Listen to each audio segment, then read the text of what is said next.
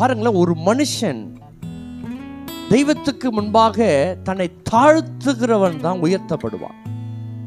அவன் பாருங்க, தன்னை தாழ்த்தினான். ஆண்டவரே, நீங்க எல்லாரும் சொல்லுவாங்க, இவர் பெண் பணக்காரு, அவர் அதிபதி, இவர் வீட்டுக்கு இயேசு போறதுக்கு அந்த வீடு பாக்கியம் பெற்றிருக்கு, ஆமா அதில் பாத்திரவானா இருக்கிறான், உதவிலாம் செய்யறாரு, கிறிஸ்தவங்களுக்கு உதவிலாம் செய்யறாரு, எல்லாம் பண்றாரு. எல்லாம் பண்ணிட்டா இயேசு போயிடுவார்னு நினைச்சிடாதீங்க.